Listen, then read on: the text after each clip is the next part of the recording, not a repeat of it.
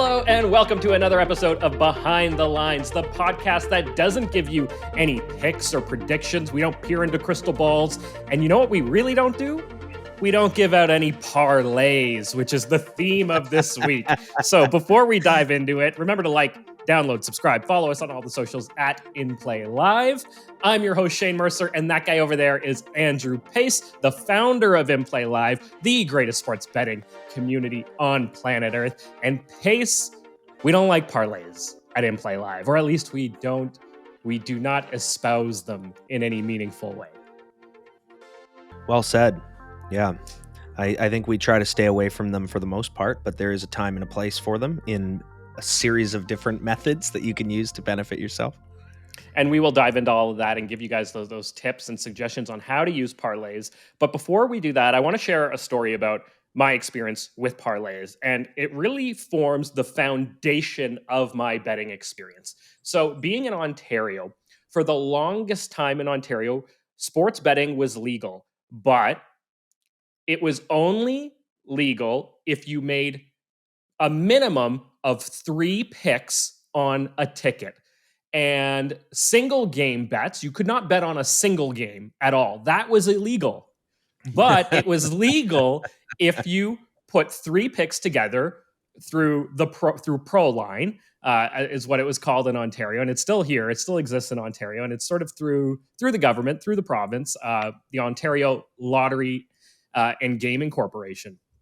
And so that is how I had to bet on sports when I was a kid, and I was doing this from the time I was well underage. People at a certain age, when you're in your tween years, your teen years, a lot of kids might stand outside a convenience store and ask an adult to buy them cigarettes. Here's some money. Can you go in and buy me some cigarettes? Or alcohol or something like that. Well, I was standing outside the convenience store with my toonie in hand, asking adults to buy my ProLine tickets for me. And, it was a way to have some extra fun with my favorite sports teams in Toronto. But I was forced to mix in 2 other games. So if I wanted to bet on the Blue Jays game that night, I had to go and find 2 other games to put on the ticket. And it's funny because you look back on it and it was basically, sports betting is only legal if you parlay. Otherwise, it's completely illegal. So, Crazy. I grew up in this atmosphere where I was conditioned to parlay from a very early, stage, long before, I should have been betting on sports. But it was this whole mentality of, if you're going to bet on a team, mix it in with a few other games and get better odds. And, you have a bigger ticket, you can win more money. And, it can be a lot more fun that way. So, I had been parlaying ever since then. And I really only kind of shed it from my sports betting repertoire when I joined inplayLIVE and, really started to see how detrimental it was to my bankroll.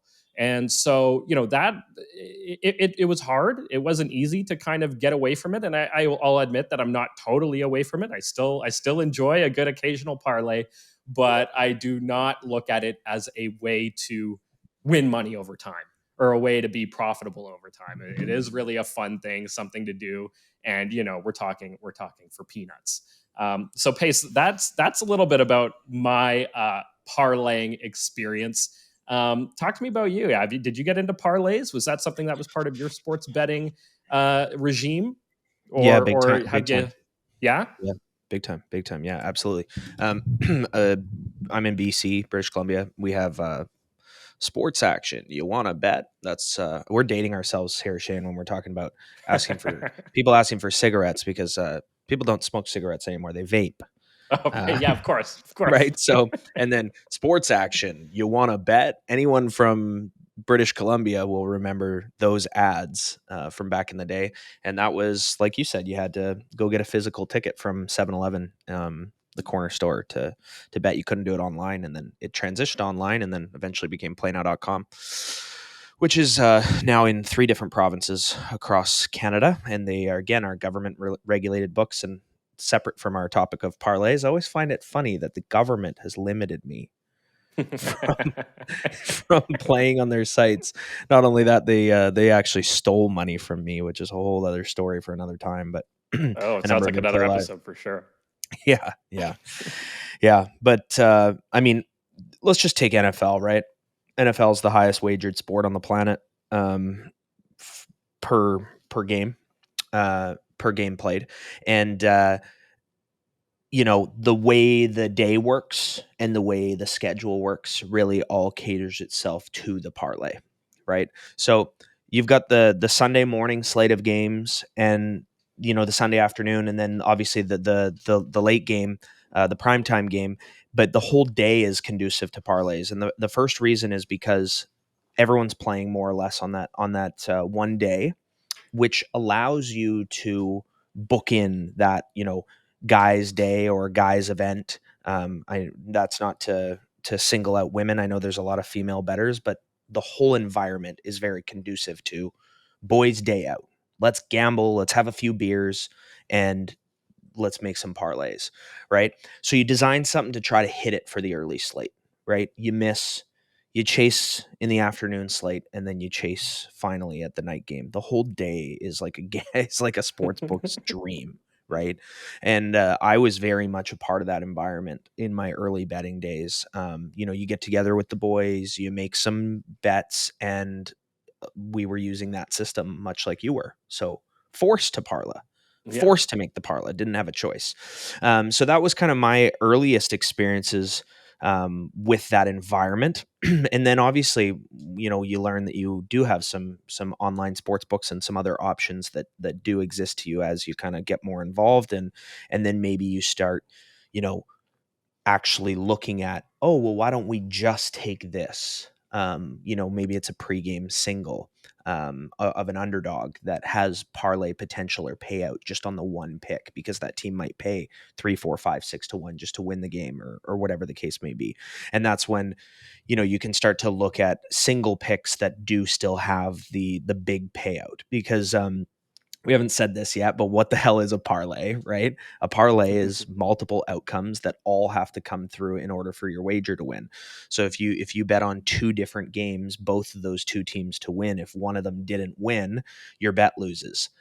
If you know take more picks, so let's say you take a 5-pick parlay and you go 4 for 5, you don't get a bit of money back or a bit of your winnings, you lose the whole bet. So everything has to come through in order for you to win. But the real draw of the parlay is the lottery ticket style payout. So, you're asking about my experience with them. What was really exciting was the prospect of, in my case, usually winning about $500 to $1,000, which was, that you're living paycheck to paycheck, and it's that boost, where you're like, I've got an extra $500 that I won from my sports betting picks, my calls, my decisions that all came through for me. And what's so exciting about them is you don't know anyone that has not hit one. Everyone has won. Everyone has hit one. And when you do it, and you get that boost, there's nothing like it. And that's the whole draw of sports betting. Yeah, and it can, depending on how big of a win it is, it can really sort of affect your life, right? It can have this, it's this potentially, life-changing impact, or at least, life-changing for the short term, right? Or it helps you get ahead in life, right? As you said, if you're living paycheck to paycheck, it lets you get ahead of that a little bit, and you're chasing that, right? Because everybody wants to get ahead a little bit. So I And think yeah, sorry, Shane. I think we were 22 years old, and I can't remember who was playing, but I know it was the Houston Texans and the Denver Broncos. And my buddy put $20. They were both underdogs, and my buddy put $20 on both of them to cover -7.5. So the money, they were underdogs, so the money line was plus money. So he took the alternate money lines up to -7.5, and the $20 paid out like $580, and he hit it. we had been drinking, and he started crying. He started crying. So It was he started crying. $580 and he started crying, eh? He started crying and he's like, I'm changing my whole life around. Yeah. You know, this is literally, he's like, I'm using this to set up the rest of my future. I'm paying off my debt. I'm paying off my debt. I'm starting a new life. It's a fresh start. And then that's exactly what you were just touching on, right? That Yeah. that added money that when it happens can be really exciting.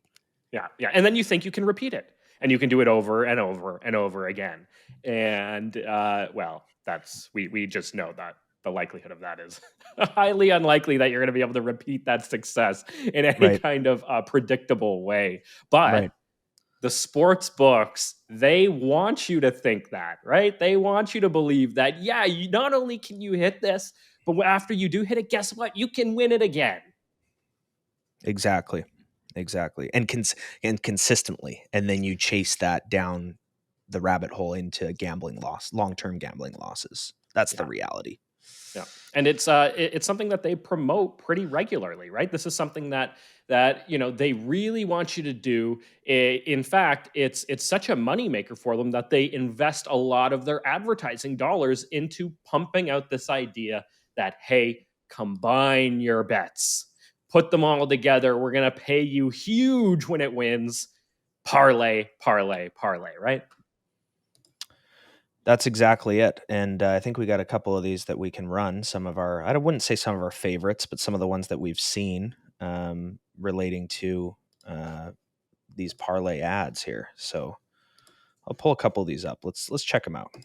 Yeah, let's take a look here because chances are you guys have seen them before, but you know what? It's a message that we just have to take a look at again here to kind of understand how they're trying to fool you.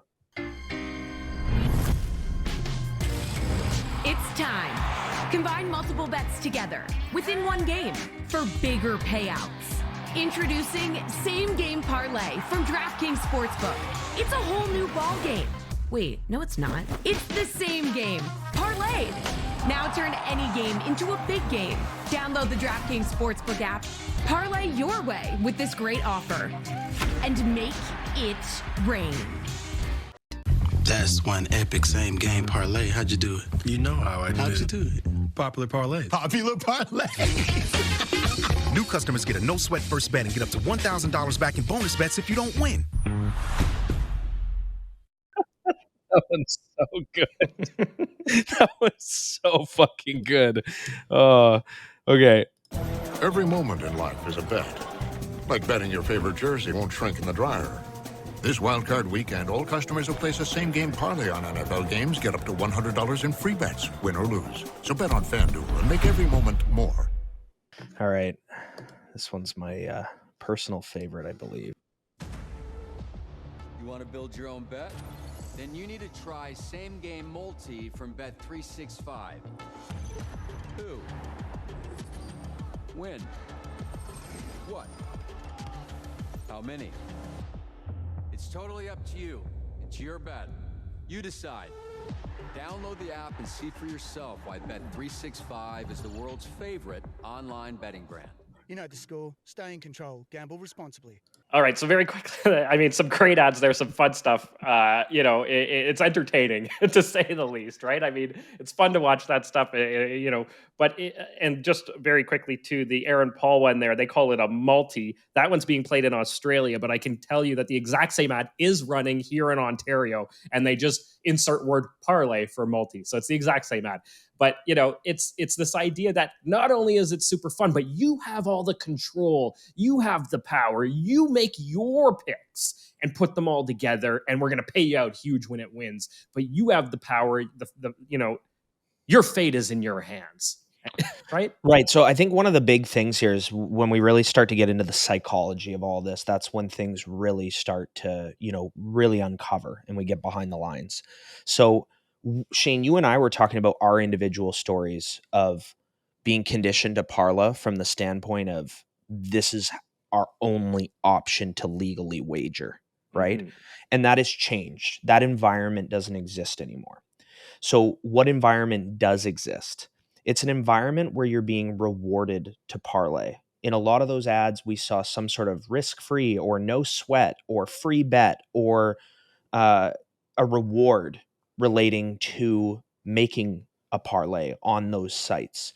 So you're being conditioned to do it, one, in the sense that the ad is super exciting. It's super fun. I love the one of the two guys, popular parlays, like they're fist bumping, and it's like they did something so brilliant but so fun, right? And they are creating the culture around gambling and sports betting as a whole. That's very fun.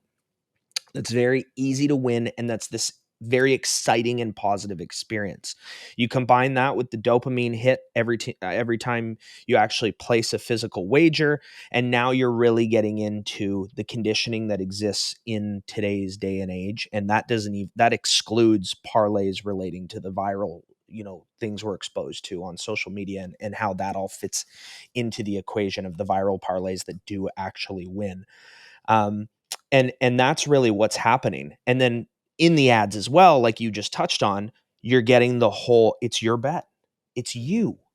They're making it seem like it's your own unique values that put the wager together, that are deeply rooted in your core, that are a part of your being. It's like your own online betting fingerprint that no one else has. And I think that speaks to the isolating nature of gambling, where you're refreshing your phone underneath the table at an event. You're sneaking off into the bathroom to check the scores of the game. You haven't been transparent with your family, your spouse, your friends, whatever, about the wagers that you've made, how much you've won or lost, and whether or not you're gambling each and every single day. I can remember being at work refreshing my phone. I can remember being at dinner refreshing my phone, because gambling is bad and it's not something that I want to tell people that I'm currently doing or engaged in. And when you make it's your bet as a special thing, it continues to cater to the isolation of the gambling world, and that it's you and not a group. It's you who is not as smart as a collective. And that altogether psychologically, I think, continues to train you to make these decisions, which we haven't touched on, that are the most profitable decisions for the sports book beyond any other handle that they take. Yeah, that's that's something I want to dive into here, because the sports books, this is the most profitable thing for them when it comes to sports betting. The casinos are a whole other ballgame, and they make a killing on those. But when it comes to sports betting, it is the parlays that make them their bread and butter, right? Absolutely. So parlays are 3 times more profitable to the sports books than any other wager that they take. And they happily and gladly pay out the viral parlays, the ones that are, small money pays big money. 5 pays 100,000, 50 pays 500,000. You see them online all the time. They gladly pay those out because they made so much more money that week, that day, that weekend, whatever the case may be, on all the parlays that we don't see, which are the losers. Insiders inside of this industry know that, and that is why the ads are being rammed down our throat. We're not sitting here hearing about what you can wager on in one single bet. That isn't promoted to us. There is some promotional material related around to betting on your favorite team, right? Mhm. Which then brings in the emotional and the poor decisions. Like New York will be running ads right now. We're in the middle of the NHL playoffs on what you can bet on the Rangers, but they're not talking about other types of bets. And that's because when you bring a bunch of handle into one area on one team, the sportsbook's upside is massive if that team loses. And then they can obviously mitigate their risk and do different things as well to balance action.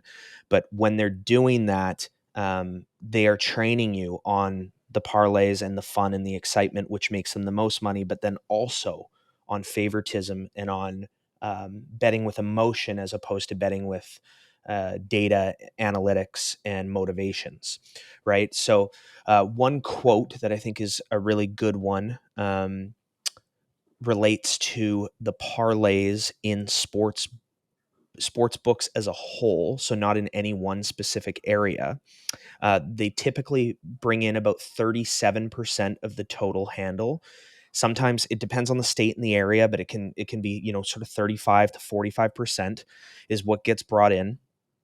But the profits that are turned on, let's just call it 40%. So there's 60% more action, 60% more different wager types that are coming into the sports book, singles, whatever else.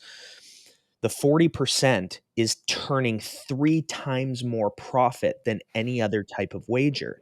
And specifically, they say that without parlays, the businesses wouldn't exist. They're what keep the lights on long term. They say they wouldn't be able to turn the lights on if that wasn't a part of their revenue stream. And that really speaks to why we see the ads like the ones we just played. Yeah, well, they obviously want to turn that 40% into 60 or 70%, right? They want more parlays, right? They want to increase that as much as they can, so that they're not just keeping the lights on, but that they're turning a big time profit. And some of these, for some of these companies that are publicly traded too, that's big profits for their shareholders. And it's not a terrible business case, right? It makes a lot of sense for them. But it doesn't necessarily make a lot of sense for you, the recreational sports bettor or the professional sports bettor, right, Pace? Yes. Because this isn't, despite what the ads are telling you and trying to make you think, this isn't going to make you money over time, right? Yeah. So Mika Roberts, who ran Stations Casino Sportsbook in Las Vegas, said it's parlays that let you see the games on the giant TVs in the sports books in Vegas. So you got to think about that kind of stuff, right? So not only is your wager profitable to the business that you're placing it through, but it's the reason why they have the big screens. It's the reason why they have the free drink promotion when you place the wager. It's the reason why they offer you those bonuses. So long term, when they're offering you a viewing experience, right? So a lot of these sports books now have physical locations that you can go to. Obviously, the old days in Vegas, everyone had a sports book and you could watch, but you had to bet there. Now with it online, they're also doing, well, why don't we create some physical locations? There's Barstool bars that are sports betting bars and things like that. So not only are you paying for the profitability of the sports book, but you're paying for everyone else's viewing experience with that type of wager, right? Could call it a donation at that point, right? Yeah. Yeah. Well, I mean, that's the angle that some of these sports books actually take with some of the tax dollars where that then gets spent. They try to make it seem like you're doing something noble by losing money as a sports bettor because of the good that your loss is doing for the local community. Unbelievable. I mean, hey, at least it's doing some good out there, right? Yeah. It's something. So, it's not easy though to break away from this, right, Pace? And I know for myself it wasn't easy, and I'm still working on it. And I think a lot of our listeners and viewers out there probably love making their parlays. Whether they're professional bettors or just recreational bettors, there's a high chance that parlays are part of their regular betting experience. So, talk to me a little bit about one, how you recognized that parlays were not good for you financially, and then how you worked them out of your betting game. Right. So I think one of the back to psychology and psychology relating to parlays, I think one of the biggest transitions that occurs is people that have money versus people that don't have money. It's actually interesting. You're like the local lotteries, so nothing to do with sports betting, but lotteries are funded by the brokest people, largely speaking. So there's like some statistic. I'm not sure that I can be quoted on this, but I'll give you like a general proposition of what the statistic is. Roughly $400 a month US gets spent by the average. Sorry, $400 per year US gets spent on lottery tickets and per household. But they ran a study that shows that it's the poorest people or the people in the lowest income brackets that spend that $400. And then the flip side to it is they're the same people that don't have $400 liquid at the end of the year in the event of an emergency. So they spent in a year more than they have access to, all in hopes of trying to get ahead through a system that yields another company profitability long term. Like, you can't come out on top. The only way you come out on top is by getting lucky.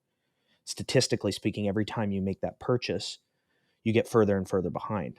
Mm-hmm. And then if you take that $400, I know it's not a large sum of money, but instead you invested it over the course of your adulthood, right? So over the course of 45 or 55 years, $400 every single year indexed with inflation. And you're actually not doing so bad. You're doing really, really well. So that paycheck to paycheck mentality, and then trying to get ahead through a big hit or a big payout like the lottery, is baked into the psychology of building a parlay. So when you go to make a parlay, it might not be a lottery ticket hit, but it might be a weekly attempt, which is much higher volume, and probably much more money. Like, a lottery ticket's usually a couple dollars.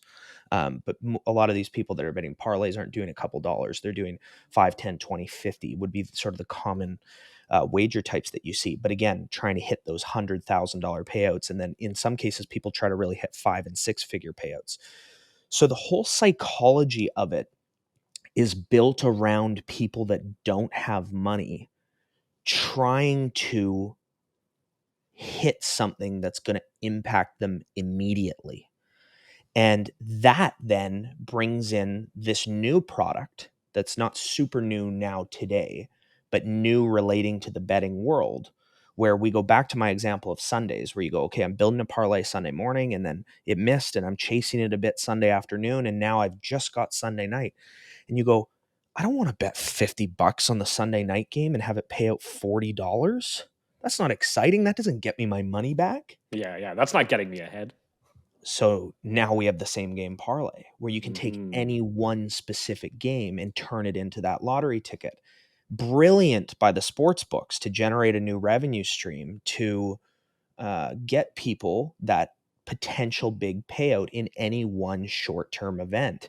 So then that gives you the opportunity as a bettor to not even just look at a football Sunday as, okay, I'm going to parlay the morning slate. You might go, I'm going to parlay a bunch of different same game parlays where you have these huge potential payouts in multiple games. And instead of betting one $10, $20, $50 bet on the morning slate, you might have done that 4, 5, 6, 10 times just for the morning slate, and then done that again for the afternoon. And then you go, okay, I'm playing catch up, but I can still build a real lottery ticket into one game. And that same game parlay breakthrough for the sports books has been a massive, massive revenue stream. And it's just being rammed down our throats. Mhm. So I haven't answered your question yet. You asked me, how do you get away from this, right? And I think the single biggest way of getting away from it is getting away from your own financial problems unrelated to betting. So how do you get away from your own financial problems?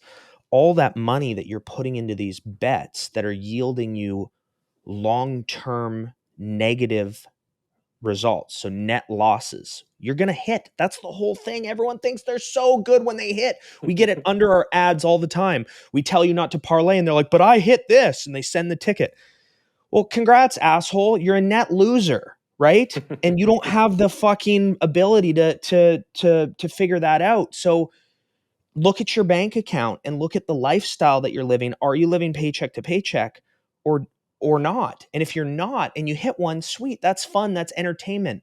But if overall you're struggling week to week, paycheck to paycheck, that's a really good indicator that the money that you're putting towards betting isn't working for you. So you actually have to stop. So when you say, how do you get away from it? You have to stop. You have to stop doing that and engaging in that behavior until such time as when you come back to it, you're not hoping to hit something that's going to determine whether or not you make your rent, that's going to determine whether or not you do or don't do something in your life. Because that's when the behavior that you're engaging in is creating a false sense of potential success that you don't currently have yourself based on your own practices and discipline. As for actually betting and getting away from it, well, that's where, you have to adopt winning strategies. And the easiest thing for me to drop parlays was starting to win.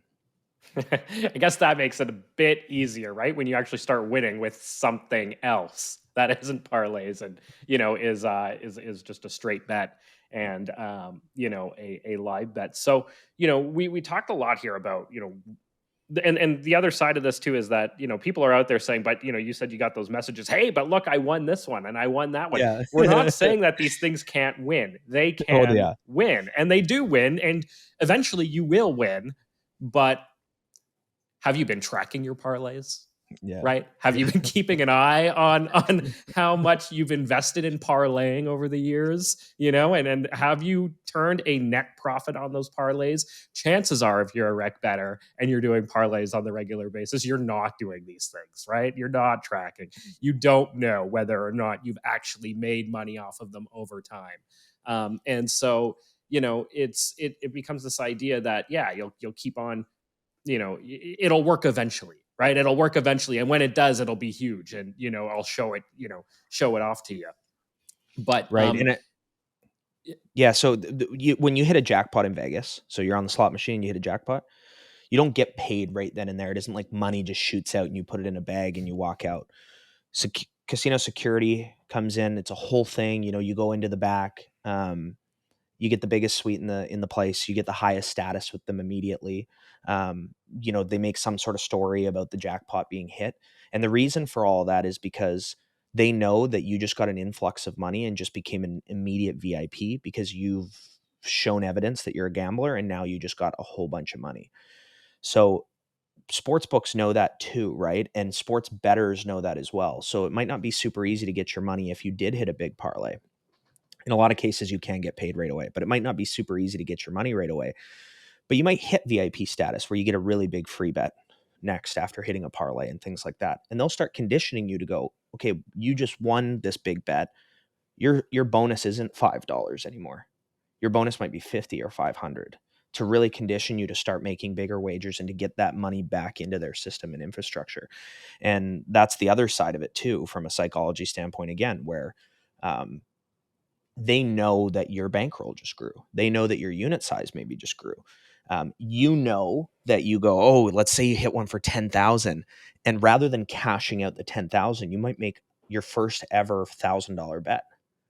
You go, oh, I won 10. I'm gonna take 1,000 and throw it on this now, and before you know it, you become used to clicking that extra zero on your bet, and that money goes back into the sportsbook in theory really quickly as a result. Yeah, they always find a way to get it back, and like you said, try to condition you to take bigger wagers, play a little bit more loosely, recklessly, and you'll be inclined to do it because you did just hit that big win. And geez, well, if I did it with this, if I won a bet with a $50 stake, I can easily win a bet with a $500 stake and win $500,000, and I'm going to retire tomorrow. Yeah.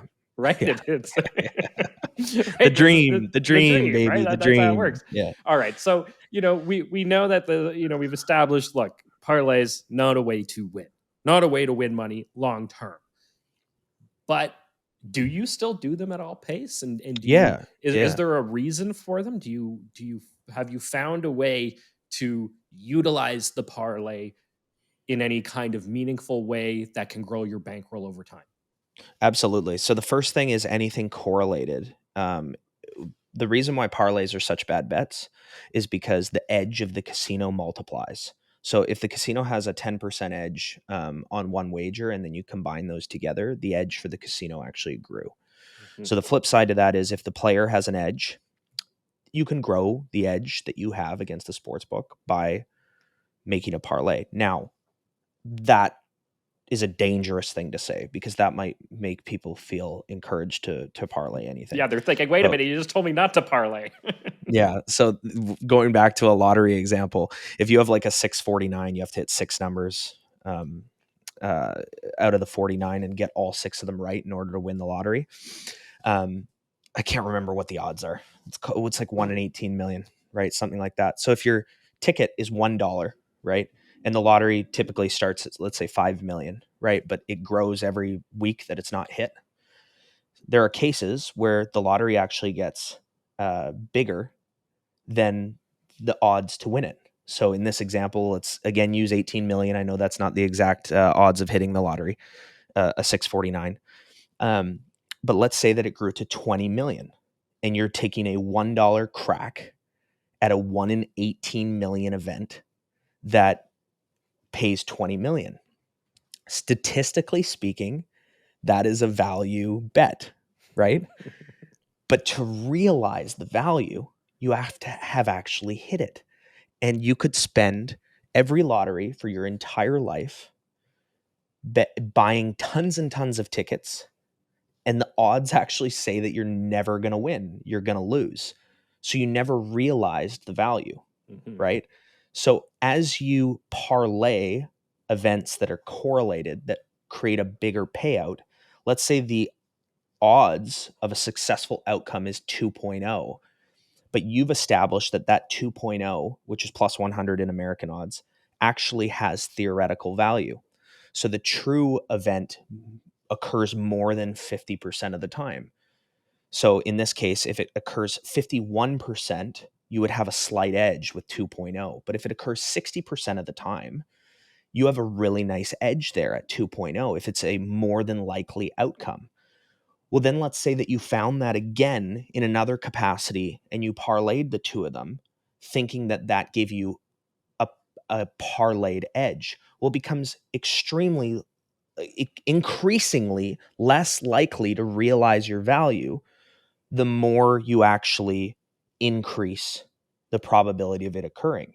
So in the example there with 60%, that means the example of it not hitting is 40%, but you just doubled it by adding that second pick. So that likelihood of it not hitting, even though there's a theoretical edge there, just increased. So I guess my point of that is the more that you parlay and build odds, regardless of the edge, the realization of value becomes increasingly difficult with higher odds. I'll give you an example. This is not a parlay, but there was a time at inplayLIVE in our first season of football where there was a specific sports book that if a team was starting their drive at their own 1 yard line, so they have a 99-yard field ahead of them, they would typically adjust the odds for next score to be a touchdown, next score to be a field goal, next score to be a safety, next drive, for them to punt, all the drive markets that you can see. And I remember just the ball just being pinned, landing down at the 1. And I just look up and I see safety pays 50-1. And I'm like, geez, usually that will drop to 4 or 5-1 when they're on the 1 yard line. So I'm like, guys, I'm going to put a little bit of money on safety. They didn't change the odds, and it's sitting there for us all to bet. So we all, put a little bit of money on safety, put a responsible and appropriate amount of money on safety. Now, how often does a safety occur when a drive starts at the 1 yard line? Not very often, but it's the most likely time for it to occur. And since the odds didn't adjust, it created theoretical value. Does that mean the bet's going to win? No. Since that time, that has not happened to me once in the last 3 years. Not once. So I don't have the volume to realize the value in that spot if the wager missed. Right. That wager won. So we hit a nice 50-1 safety. But the reason why I say it is because I want that wager 50 times. I want that wager 10,000 times. I only got it once. And because the odds are so high and because the probability of it occurring is probably closer to about 10% in that exact spot, I got lucky to realize the value that one time, but that doesn't mean value wasn't there. So my advice with all of this is when you're parlaying correlated things with an edge or with value, that isn't necessarily a good thing either. We've talked a lot about getting limited on this podcast and limits that get applied to winners and how sportsbooks stop you from winning long term because you're not a profitable customer. And this all happens, once you have established yourself more as a more sophisticated sports bettor, like you have, Pace. And we had Ryan Spader on the show last week, and he's somebody who just went through that experience of getting limited by PointsBet, and it was a real bit of a shock to him that this happens, and that kind of thing. But I bring that up because you can use parlays to not get limited as fast, right? Well, if the sports book is ramming something down your throat that they want you to do, and you do it, you establish yourself as a good customer of theirs that's fallen into their traps. So you can use parlays from the standpoint of betting insignificant money for yourself and your bankroll that they don't know is insignificant to you, to establish yourself as a good customer. If you're a good customer, you have a better chance of not being limited in your first few wagers. You have a better chance of making more money from that sports book than if you didn't establish yourself as a good customer. Right, exactly. So there might be some ways to still get that fun parlay fix, while maintaining, professional sports betting, by staying within your own rules. Yeah, exactly. And, you kind of asked me, do you do it? When do you do it? What's the upside of doing it? That's probably the biggest upside, in my opinion. Yeah. The other way parlays can be really effective when you talk about correlated events, this is really a loophole that's mostly gone. But, a decade ago, you could find parlays inside of sports books with events that were, the odds would increase, but the outcome occurring was the same. So back to playnow.com, the book that I was using at the time, they would do things like they'd have Peyton Manning to throw for 2 touchdowns, throw for 300 yards, and the Denver Broncos to win. It would pay 6-1 as a power pick for a Sunday night football game, and the Broncos were 10-point favorites at home. So the money line was like, minus 1,000 or minus 800 kind of thing. Yet, if they're going to win, what are the odds Peyton Manning doesn't throw 2 touchdowns? And then coin flip, probably maybe a little less than a coin flip on the 300 yards. But they'd package those picks together and then put it out there, and they didn't handicap it properly at all. It was one of my favorite and most profitable early bets, was taking whatever it was that they were offering in that capacity. And I'd have 3 or 4 accounts, and max bet would be $100, and I'd get as much money in on those as I could. And that was a big driver of going, holy smokes, they're offering me a way to make money. And I think sometimes psychologically for people, where the parlay dropping can occur is when you've made money on something and found something that is actually successful. They close those loopholes down, but a loophole of some kind might be what puts you on your trajectory of going, I'm going to look for this now. I'm going to look for this now. And you start looking for ways to win as opposed to doing the typical ways to lose. So correlated events that are actually increase the odds of the bet, but the outcome, isn't actually less likely or that much less likely. Because of the same game parlay, I think all that stuff is closed off, but there's other correlated things that occur. So for example, if you have 2 football stadiums in the NFL that are really close together, maybe an hour apart, and you've got the same storm rolling through and they're outdoor stadiums, the same wind close in baseball games, right?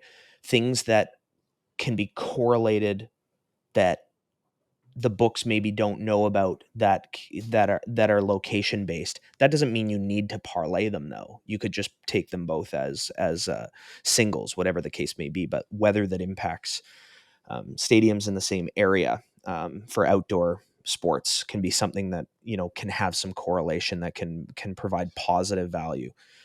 Would be another example. And yeah, like you touched on, establishing yourself in a good way. Those are really powerful advantages of parlays. One thing I want to sort of touch on there, you brought up this idea of, okay, well, you've got two possible outcomes affected by the weather. The books haven't handicapped it properly, or there might be an edge there, right? But how you structure those wagers really matters if you are going to parlay them, right? For sure. Yeah. And again, like, going 1 for 2 can be a net zero on your bankroll. Whereas going 1 for 2 on a parlay is a loss, right? Is a So loss, exactly.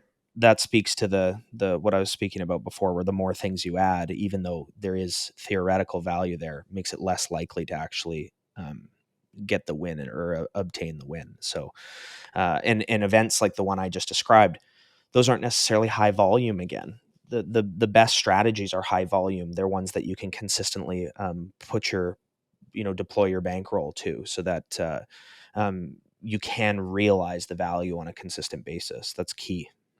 One thing that I think maybe we haven't touched on in this, but has sort of been implied the whole time, is that parlaying, for the most part, is a pre-game bet, right? You are making parlays before the games even begin. And Pace, I know that is not your jam. You are a guy who likes to wait till the game has started and then place your wagers, or at least get a look at what's happening on the field before you even think about making a pick anyway, right? Do you ever consider, though, a live parlay? Right. Yeah. Well, I think there are some correlations, statistically speaking, that are unrelated to weather and things like that are more likely to hit on a parlay than other things. And those are oftentimes handicapped properly. But I'll give you an example. If you have a big favorite, so let's say you have like a -15 favorite in the NBA, or let's use -15 again, a -15 favorite in the NFL. To cover a total like that, especially in the NFL, you need to have quite a few points in the game. You can't have a low scoring game. So a heavy favorite minus oftentimes correlates with a more likelihood that if they're going to cover, the game is more likely to go over than it is to go under. So if you were to do a pregame parlay of a minus and an over, that is a much higher likelihood of hitting than the minus and the under, right? That's just basic facts and data. But public loves overs and favorites, so then that can obviously take the value away from that, because the line may be overinflated in that regard. But that's just a fact relating to some correlations with pregame favorites and totals. But taking that same logic into live betting, you can look at potentially like a hockey game, for example. The Oilers last night, we're shooting this on Monday. So the Oilers last night, they were down 3-0 in the first period, right? Let's say you're like, oh, I like the Oilers money line. You can look at things where you go, well, they actually can't win without the game going over. And the sports book is offering better value on just the money line by betting the money line with the over. So there are some things like that live where you go, okay, well, this team does, if this team is going to come back, they have to be able to get over that total. If this team does come back, they have to hit their team total over. It's not possible for them not to get there and to lose the game. So that's where you could start looking at some same game live parlays that might give you a smaller amount of payout than just the original wager that you were looking at. I don't do that stuff. So what I just said is all true. It's just not what I focus on. It's not what I wager on. Right. And is there any reason why, or is it just a matter of you're doing your own thing? A lot of the books that offer those types of bets are the gimmicky books that we just watched Right. some of these ads are on, and they don't take the action that I would be wagering on it in the first place, number one. And number two, they'll shut you down if you're doing anything like that in any type of consistency a little too quick for my liking. Now, if you are a recreational bettor and you're watching this and you have those books, those could be good ways, not that specific strategy that I just said, but looking at some of those types of things could be good bankroll builders in your early days. And I think there's a lot of sports books out there. This is unrelated to parlays, but they take action that's typically, maybe it's a maximum of 3 figures. So you're looking at maximums in the kind of $100, $200 range, maybe even a little less. But their lines are so soft and the things that they offer are so beatable that you can really jumpstart your journey to $10,000 in profit by utilizing those books with a series of different strategies that we teach at inplayLIVE and show you how to do. But, great ways to use live betting, which include potential parlays, live same game parlays of very correlated outcomes to exploit some of those books that they know they're doing, but it's worth it for them to continue to offer that product and to shut down the winning player. But when they shut down the winning player, it doesn't mean that we didn't make a bunch of money to get us started and get our bankroll going in the first place. Right. They're just hoping that there's enough other losers, that will lose over time on those smaller wagers or, medium-sized wagers or however you want to approach it, depending on what they're offering. Yeah. Right. Exactly. Yeah. Well, I think we've covered off everything there, Pace, but just to give a recap here, parlays not going to make you money over time. They might be a lot of fun. You might get a lot of a big rush out of it and get that endorphin hit and think that you can repeat that after winning one or two of them. But overall, the sports books love you if you're parlaying. And if they love you because you're parlaying, it means you're not making money long term. But if you are somebody who has already figured out how to make money long term and you've crossed that hurdle and you're a more sophisticated sports bettor than just the average rec sports bettor, then there might be some ways to use parlays to your advantage to make yourself look like a recreational bettor, to get a bit of a longer leash on some of these sports books before you get limited. So that might be one of the advantages of a parlay, or a way to use a parlay to your advantage. Pace, is there anything else I'm missing here? You nailed it, man. There we go. Well, that is all for this week. Thank you all very much for listening. And Pace, till next week, keep eating those bucks, buddy. Thanks, Shane. Thanks for tuning in to another episode of Behind the Lines. Remember to like, download, and subscribe. We are on YouTube, Apple, Spotify, and everywhere you get your podcasts. Have a betting story or want to be featured on our podcast? Drop a note in the comments below. And if you want to join in Play Live, use promo code Behind the Lines.